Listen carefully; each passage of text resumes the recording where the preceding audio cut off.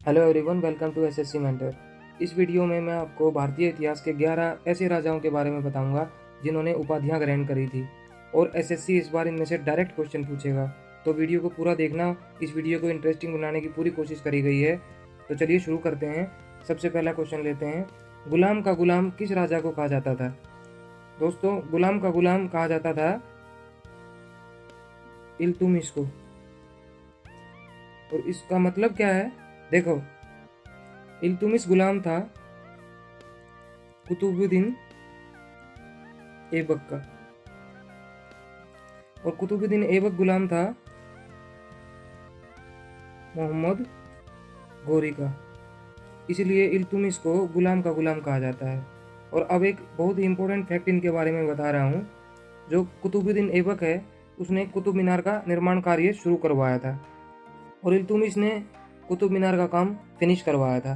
तो अगर यह आता है कि कुतुब मीनार किसने बनवाई, तो कुतुबुद्दीन ऐबक का नाम आएगा।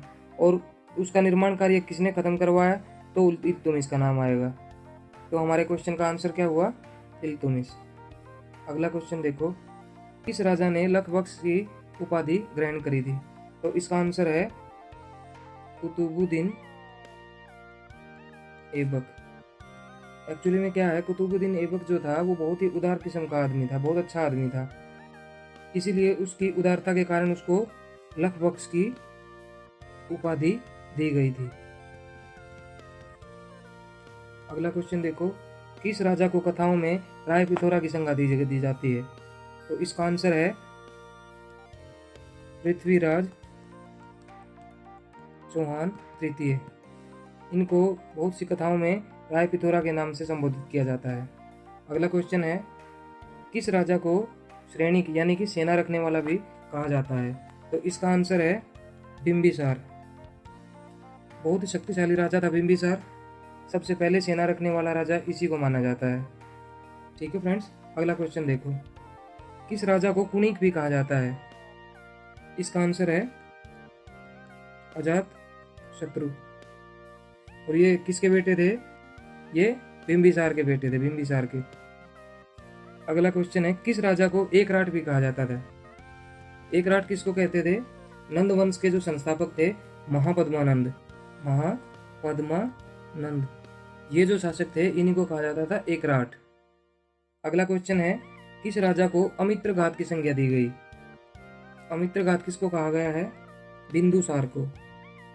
बिंदुसार ये कौन थे? ये चंद्रगुप्त मौर्य के बेटे थे और अशोक के पापा थे। ये कई जगह इनको मद्रसार भी कहा गया है और सिंहसेन भी इनको कहा गया है। तो आप अंदाजा लगा सकते हैं ये कितने शक्तिशाली शासक थे बिंदुसार।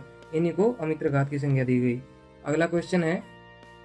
भाब्रू अभिलेख में किस राजा ने स्वयं को सम्राट कहा है? तो आपको पता होना चाहिए, अभिलेख लिखवाने का किसको ज्यादा शौक था? सम्राट अशोक।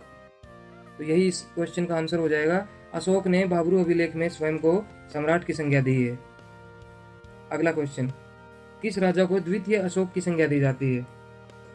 फ्रेंड्स, ये थे कुषाण वंश के सबसे शक्तिशाली राजा, जिनका नाम था कनिष्क। कनिष्क ने कश्मीर को जीत लिया था और कश्मीर को जीतने के बाद वहां पर उसने कनिष्कपुर नाम का एक शहर बसाया था। तो द्वितीय अशोक किसको कहा गया? कनिष्क को। अगला क्वेश्चन। भारत का नेपोलियन किस राजा को कहा जाता है? एसएससी अक्सर इस क्वेश्चन को पूछता रहता है, तो हो सकता है आपकी शिफ्ट में ये डायरेक्ट क्वेश्चन आए। तो इसका आंसर है, भारत का नेपोलियन कौन है? समुद्रगुप्त। और ये कौन थे? चंद्रगुप्त फर्स्ट के बेटे थे ये, जिनका नाम है समुद्रगुप्त। इन्हीं को भारत का नेपोलियन कहा जाता है। Next question. किस राजा ने विक्रमादित्य की उपाधि ग्रहण करी? देखो फ्रेंड्स, ये राजा क्या करते थे, अगर मान लो किसी दूसरे राजा को ये हरा देते थे या कोई बहुत बड़ा काम कर देते थे, कोई विजय प्राप्त कर लेते थे, तो उसके बाद ये विक्रमादित्य की उपाधि ग्रहण करते थे। और भारतीय इतिहास में लगभग 14 राजाओं ने विक्रमादित्य की उपाधि ग्रहण करी। लेकिन इन सब में जो सबसे मोस्ट इंपोर्टेंट थे, जो सबसे शक्तिशाली थे, उनका नाम है चंद्रगुप्त द्वितीय। अगर क्वेश्चन आता है कि सबसे शक्तिशाली विक्रमादित्य कौन थे या विक्रमादित्य की उपाधि किसने ग्रहण करी, तो आप क्या टिक करेंगे? चंद्रगुप्त द्वितीय। तो फ्रेंड्स, कमेंट करके ज़रूर बताना मुझे ये वीडियो कैसा लगा आपको, और वीडियो को लाइक कर देना। I meet you in the next video. Till then bye, take care and do subscribe the channel. Thank you so much.